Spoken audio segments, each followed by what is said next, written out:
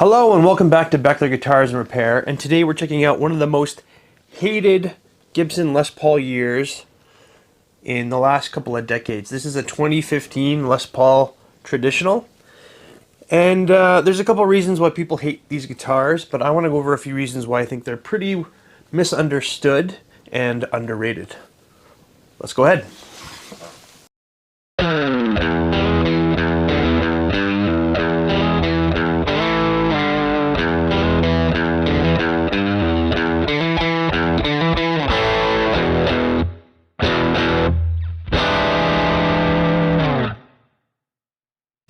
Alright, so I picked this one up locally, and you can still find these for pretty decent prices sometimes because they're kind of known as being undesirable because of a few specs that were happening during this year.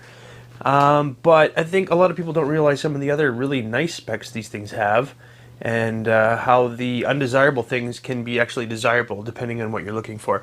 So first of all, they come in this really nice case. It's like this really durable, high-density plastic, kind of like a flight case. It's gold. It's got some cool contours on the top. It's labeled Gibson. This one has some stickers on it that I'm going to remove, but these are also supposed to be good for up to a 15-foot drop. So if you threw it off a roof, your guitar should be fine. Theoretically, I'm not saying do that, but that's what they advertise this as being safe for. So it's a nice case. And there we are. So one of the reasons I had to pick this up is look at that top. It's insane. So super quilted, super flamed, and in the right light it does have quite a bit of movement. It's not really showing now, but sometimes with this thicker kind of a quilt top it doesn't have quite as much movement, but when I was holding it earlier I did notice it was moving around quite a bit. So anyway, extremely nice top. And then it also has real mother of pearl inlays. That's another nice feature for this guitar. So first off, why people don't really like this guitar much is a couple of things. So first, you notice that it doesn't have fret nibs despite having binding. So that is a weird spec. Most bound Gibson guitars have fret nibs. That's just kind of something that Gibson is known for. And for whatever reason, they decided not to put on these ones on this year. So that kind of rubbed people the wrong way. Because if you're going to go ahead with the binding, why not just keep the nibs on? Anyway, another thing that people do not like about this guitar is the nut. So the nut, this is actually called a 0 fret nut. So it's a brass nut where it's supposed to pretty much simulate a 0 fret guitar. So this bar in the front, that's like the 0 fret, and then the string sits in these brass saddles in the back. Now, what's cool about this nut is it's adjustable. They have these two little holes here that you can put an Allen key into and adjust the height. So if you're having an issue with your nut height, you can adjust it rather than having to, you know, replace your nut or having to file it or whatever else. So it's actually a pretty cool idea. I think the problem people had with it is once these get worn into the saddles, they start breaking strings, and not all strings work really well with this. So people kind of didn't like it for that reason. A lot of people say that they don't like the sound of a brass nut, although that's debatable. I don't think it has a lot of effect on the tone personally, but that is an argument that people have. Another thing that people don't like about this guitar is the neck is huge.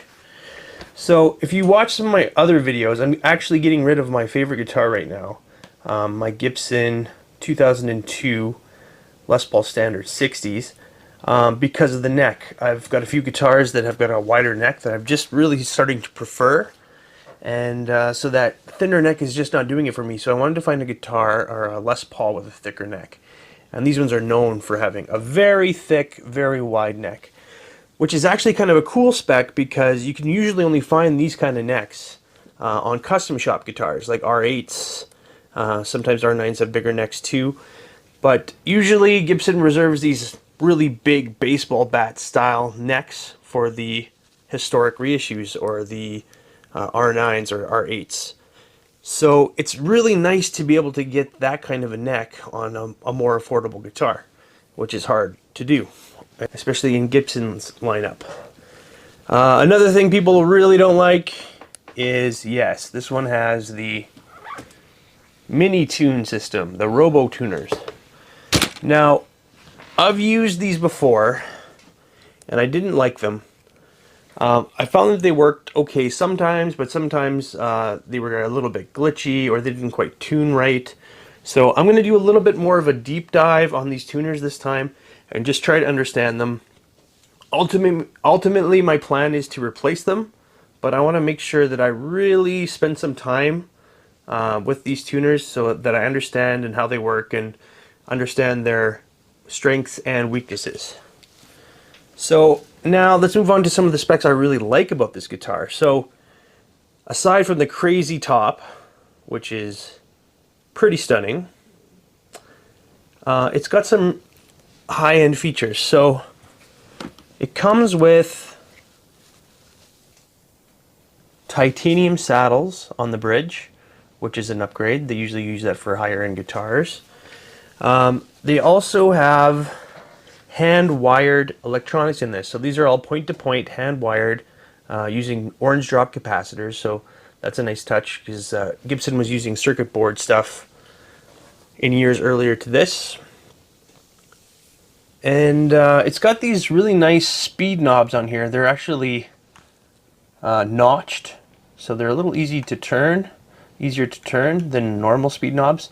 And I like that. It comes with some really nice humbuckers. These are the 1959 Tribute humbuckers from Gibson, and they've got really nice reviews over the years. People kind of really like these pickups. Basically, they're Alnico 2 magnet pickups, and they're going after that like 59 burst PAF sound. And yeah, I'm excited to try them out. Another nice feature is they've got an exaggerated carve on these guitars, so you can see that it's got a really, really nice carve on the top. They usually reserve that for higher end models too, which is nice to see. And then it's got a really nice piece of rosewood on this too. On the chart it says they're using the higher quality rosewood for these guitars. It also has this thicker style cream binding, which I think looks great. And then another neat feature on this guitar specifically is I read in the specs that these are supposed to come with a two-piece body, but I lucked out on this one, and it's actually a one-piece mahogany body. There's no seam line anywhere on this guitar. I looked, and it's a really nice piece of mahogany. It's got a little bit of that dancing effect. And here's a look at our massive neck. So you can see it's pretty massive to start out with, and then it pretty much stays massive throughout the 12th fret. So I haven't really tried out this thing much, aside from testing it out when I first got it. So I'm interested to see how I get along with this neck, because I really like large necks, but this one looks like it might be a little too big. There's a look at our G-Force tuners and our serial number, which dates it to a 2015. And then another thing people don't like about this guitar is they put this hologram Les Paul sticker on the back of these. And it's kind of cool. But the problem is that if you try to remove this sticker, especially, this is almost a 10-year-old guitar now, apparently these stickers are fusing to the finish. So if you try to remove that sticker, you're actually ripping off a bunch of the finish. So some people don't like the look of it, and then when they rip it off, it looks worse. So I'm not going to be taking that off. I don't want to tempt fate, so I don't really mind it being there. So I'm going to leave it on. So alright, let's go ahead and get this on the bench, and we'll take some specs. And this is a Heritage Cherry, which is a color I really always like on Les Pauls. It looks great. And it's weighing in at, so this is a traditional Les Paul, so there's no weight relief at all, and it's weighing in at 9 pounds 10 ounces, or 4.36 kilograms. And yeah, I don't know how much of that mini tuner is adding to the weight, probably a couple ounces at least, but Not a bad weight considering it is not weight relieved at all. And our 59 Tribute humbuckers are reading a 7.42 in the bridge position, a 7.39 in the neck position, and a 3.70. So yeah, these are consistent with like pretty vintage style PAF pickup readings. Alright, let's measure this giant neck. So at the nut, it's measuring a 1.786 or a 45.38 millimeters. So yeah, quite a bit bigger than most necks. And at the 12th fret, that's a 55.5 millimeters or a 2.18 inches. So yeah, definitely a very wide neck. Alright, neck depth at the 1st fret is a 0.89 inches or a 22.76 millimeters. And at the 12th fret, that is a 25.74 millimeters or a 1.01 inches. And it feels big. It feels wide and thick, for sure. I've got a 58 style, like Les Paul Jr. style Eastman that is a really big neck that I really like, and this feels very similar. It might even be a little bit bigger. So it definitely feels chunky. Think like R8 custom shop sized neck. And here's a look at the neck profile. So yeah, it's a pretty rounded C, and then it flattens out a little bit by the 12th, but it still stays pretty rounded. Alright, let's talk this G-Force for a little bit here. So, if you're not familiar with this, this is the G-Force tuner. Basically, it's a robo-tuner that Gibson has been developing over the years, I think between like the 2010s all the way up to 2015. They had different versions of this thing. I think this is one of the last iterations before they stopped using it. And basically what it does is it tunes your guitar for you. You can change the tunings, you can bank different tunings, so you press a button and strum and it'll automatically tune to those different tunings. It's got a capo mode, so you can tune with a capo on, which is kind of cool. It's got a de-string and re-string mode, so basically it'll release all the tension from your strings, so you can change your strings and then string it back up, and it'll string it up to tension. You can also adjust how accurate it is, how fast it is. There's a lot going on in this thing, and it's just a little complicated and a little bit more involved than most people want to be invested on. They don't want to just... I downloaded the manual, which is the only way you can find a manual now is like online because they're discontinued. And the manual is like 29 pages long. If you're doing the most basic functions, it's pretty easy, pretty foolproof. But if you want to get into the deeper stuff, there's a little bit of a learning curve. What I found is that they're not... I probably played an earlier iteration of these tuners, and I just found they weren't totally reliable. Like, it would say it was in tune, but it would sound like it's not in tune. And then sometimes it would take a long time to tune. So I remember using one of these on stage one time, and I was trying to tune up, and it was just taking forever, and I was just sweating up there while my guitar was trying to tune itself. Some things that people don't understand about these is that you don't have to use them. Well, another problem is they have to be charged all the time. So you got to plug in your guitar, which is annoying.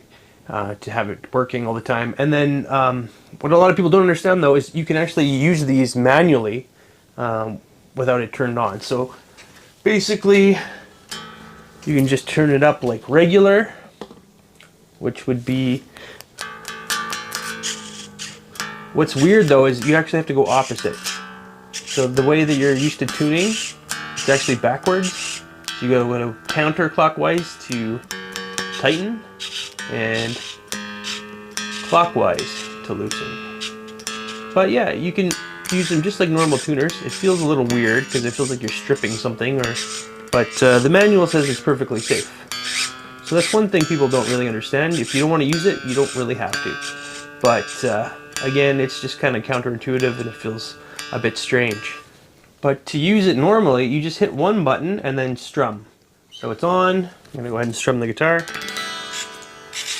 And as it's finding the tuning, it's turning green as it goes. If it's not perfectly in tune, it'll flash on the strings that you need to keep going with. So I got a high E here and a low E.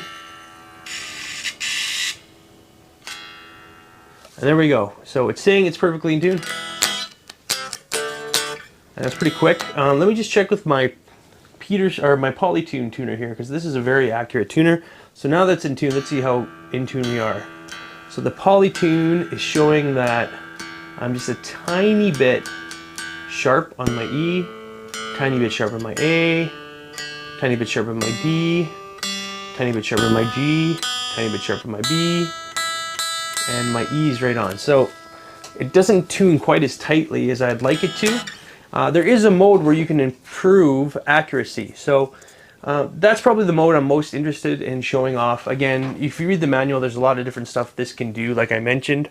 I don't want to spend a lot of time on this, but one thing I do want to try is the improved accuracy mode. It's supposed to take longer to tune, but more accurate. So I really like my guitars to be very tightly in tune.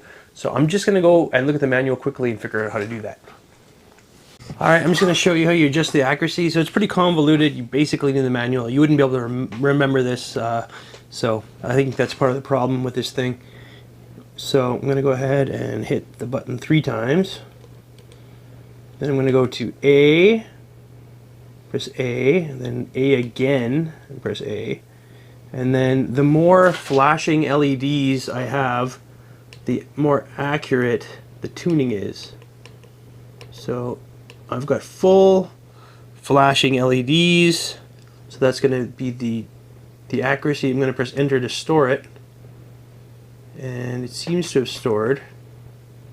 So now I'm going to turn it off, and let's check the accuracy now. On.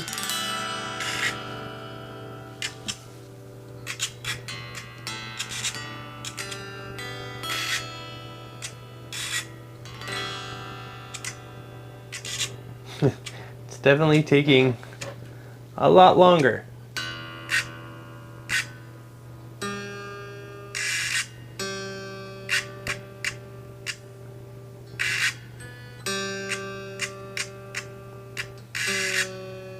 My God, it's taking a long time.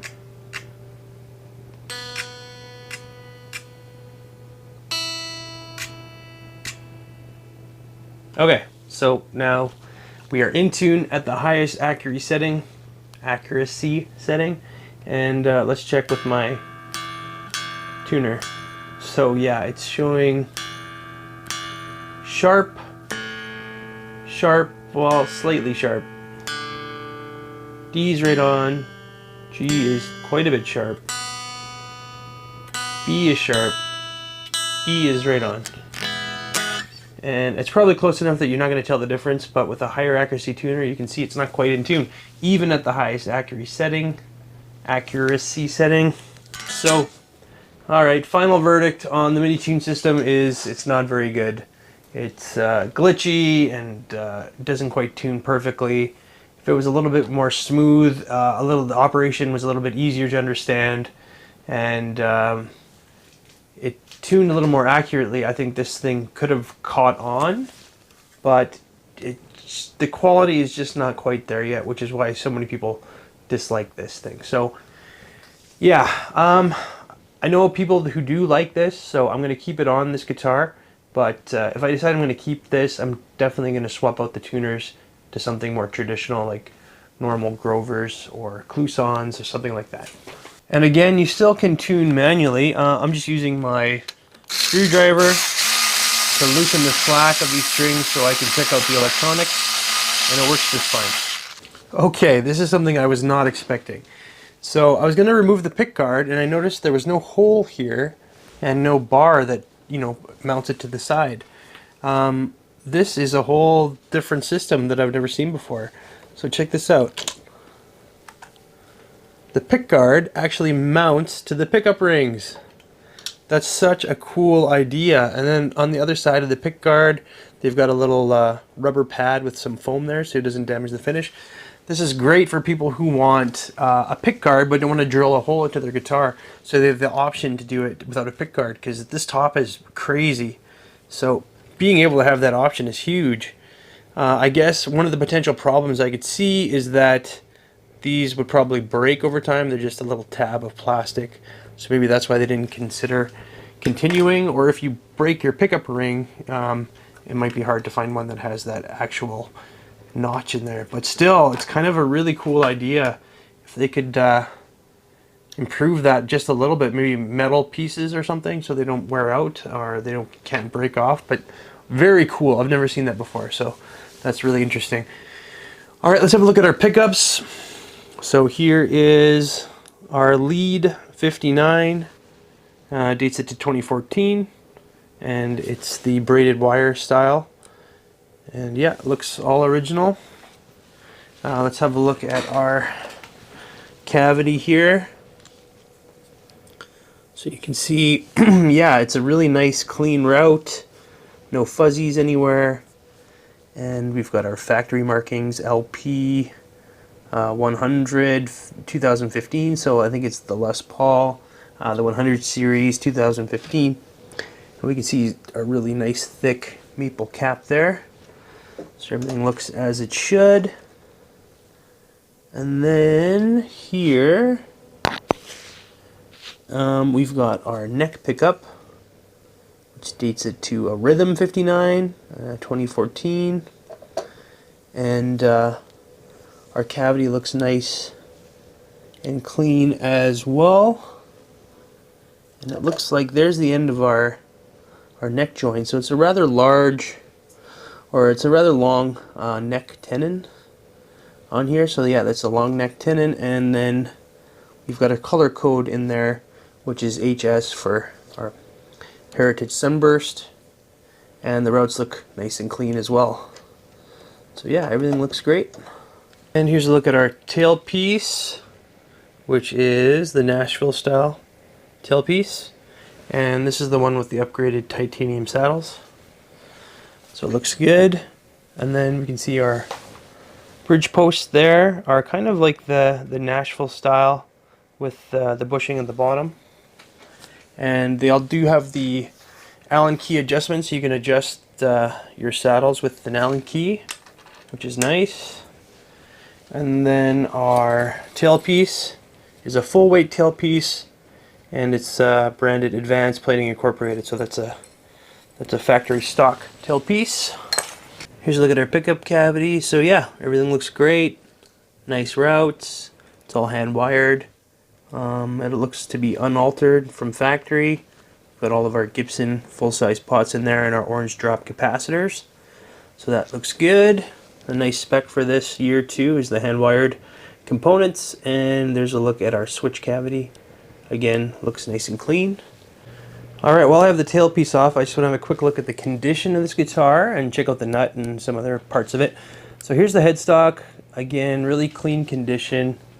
This guitar barely has a mark on it. I think there's some slight buckle worming on the back, but that's about it. Here's a look at our truss rod. So yeah, looks like it hasn't been touched. Still got the factory paint on it. And then here's a look at the 0 fret nut. So basically, this little brass piece just mounts into the slot. And there's 2 screws. I removed it because I wanted to take the whole thing out. However, it looks like the finish is holding the nut, the brass part in place. So if I took it out, I would kind of damage the finish on the sides here, and it might chip out a little further, which I don't want to do. It is an option. You could remove this and get a bone nut made for it, or I was considering making a bone nut for this, but I found another option. A company called Tusk that makes nuts also make an option for this style of brass nut. And it's just designed to fit right in here, and it's an adjustable piece, just like the brass part. And it solves a lot of the problems that the brass has, and it's relatively cheap. So I ordered that, and I'm definitely going to be upgrading this guitar with that. And here's a look at the piece that sits right in those holes there. So there's just 2 little threads on this piece of brass that you can adjust the height of it. And it just fits into there like so. And then use a little Allen key to adjust the height. On the Tusk one, it's the same thing. It's got the little screws, but the material is that Tusk material that Gibson does use on some of their models, and it's very similar to bone. So yeah, I've purchased that upgrade for this guitar. They're not expensive if you prefer that, and I think I do. So yeah, I'll make a separate video when that one comes, because eventually what I want to do is replace all the tuners and the nut, and then this guitar would be killer in my opinion. So let's have a look at the fingerboard. Again, it's a really nice quality fingerboard, super dark. It's got some nice streaks in there. And the fret wire looks good. There's no divots or fret marks or anything else like that, so very little fret wear. And then have a look at that mother of pearl, just glowing very nicely. That's a very nice upgrade for this model. Usually they reserve the mother of pearl, the real mother of pearl, for the custom shop. So it's nice to see, and really nice grain on that wood too. And let's have a look at the top here. Again, no marks or dings on the top. I think what I did find was, like, I don't know if I can even capture it on film, but right here in the light, if you get it just right, you can see a very, oh, there we go, some very slight, it looks like someone was using a pretty heavy duty pick or something. It's coming through, so you got a little bit of dimples on the finish from a pick or something. Again, it's hard to see, you can only kind of see it in the light. That's the only thing I could find on this top. Let's just take a second to appreciate this crazy top. And yeah, it moves around a lot, and it's kind of different in different lighting situations. And just that gorgeous heritage cherry finish too. Really nice top. Very, very happy with that top. Alright, and then on the back, you can see our one-piece mahogany back. And if you look in the light, you can see a little bit of buckle worming. Someone wore a belt buckle with this. Worming just means you can see some slight impressions in the finish. It's not through the finish. Buckle rash is like through the finish. So very slight. Looks like there's a little bit of wear mark on the side here. And I noticed our input jack was missing, our jack plate was missing a corner. Someone just over tightened it there. But yeah, all very minor stuff. And it's very cool to have an example that has a one-piece body when it was spec'd out for a two-piece. That occasionally happens if they find a piece that looks really nice or is the right size. They'll just use a one-piece for the body instead of the two-piece. So it's kind of luck of the draw. But this is a very nice piece with some very nice grain. And yeah, everything's original on this guitar. Strap buttons are still original. And there's no marks on the neck whatsoever. Not any dimples in the impression or impressions in the finish. And a look at our headstock. There's a shell number dating it to 2015. This is one of the years where they put the year in the first two digits. And a look at our Les Paul hologram sticker, which again I don't want to remove because it will likely take the finish off with it. And our mini tune G-force system. Again, I'm probably going to be removing this. It doesn't quite tune as accurately as I would like, and it's just kind of a pain to have to charge it and time consuming to tune it. I think you could potentially use it as is manually, but it's kind of a little counterintuitive, especially with the backwards tuning thing. And ultimately, I think it would be less of a headache just to put normal machine heads on there, which I will do. So the two things I'm going to do with this guitar is swap out the machine heads to traditional ones, and swap out the brass nut for a Tusk one that they make. So. But other than that, I'm pretty impressed with this guitar in terms of quality. The fit and finish are great. It's got a nice weight. It's got one-piece body and a crazy top and a neck that I really like because it's fatter. So yeah, pretty impressed with this guitar. So let's go ahead and get a setup, and then we can plug it in and see how it sounds. Alright, managed to get quite a nice setup on this guitar. So you can see that there's very little relief in the neck. So that means the truss rod's nice and tight. There's a very small gap between the not straight edge and the fingerboard. And then here at the 3rd fret, when I use the 3rd fret, you can see that the string is just resting against that 1st fret very nicely. So that tells us that our neck is nice and straight, our truss rod's tight, and our nut is sitting right where it needs to be.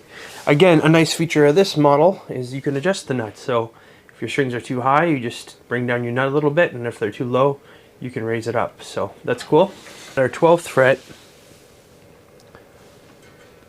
We're sitting at about just about a 1.25 at the low. High E, it's just under a 1, closer to 0.75. So yeah, very nice low action.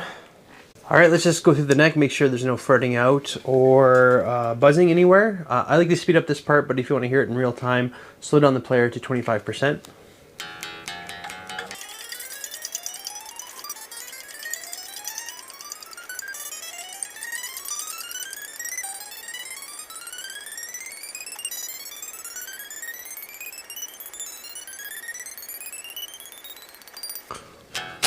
So yeah, very nice low action with no fretting out or buzzing anywhere. I think I read in the specs that they had changed the plec machine on this model so that it was a little bit more accurate. And if that's the case, it seems like the frets are really nice and level. You can get really nice low action.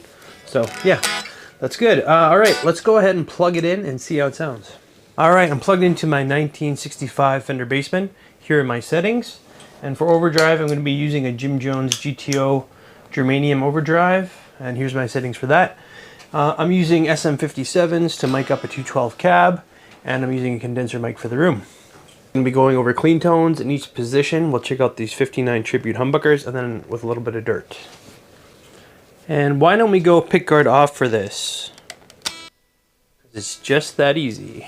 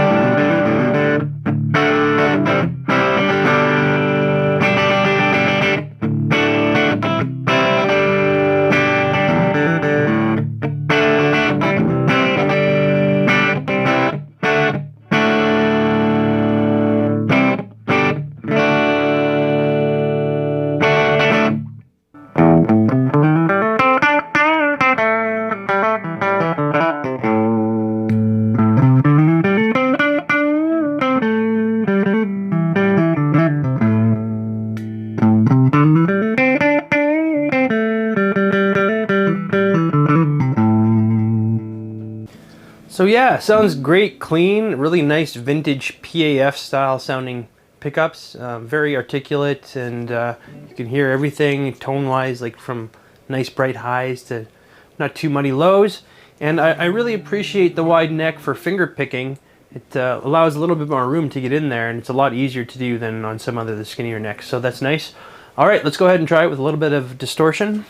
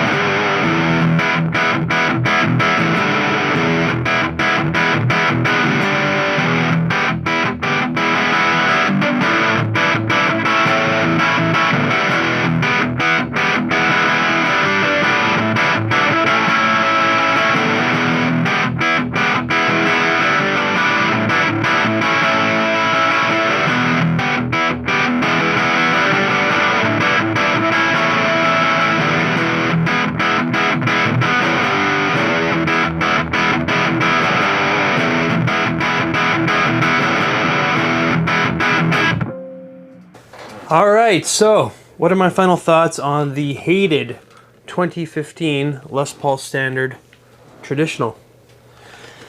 I was actually really surprised by this guitar. I think if more people got these in their hands and didn't pay attention to the stigma around them, they'd be a lot more popular, because this has a lot going for it. I mean, look at that crazy top for one. Mine has a one-piece body, which is great. If you're looking for a thicker neck, this is awesome, because this is like a custom shop level thick neck, but on a production model guitar like USA, and you just don't see that very often. So this covers a very specific niche in that regard. I also really like the mother of pearl inlays, which again they reserve for higher end guitars.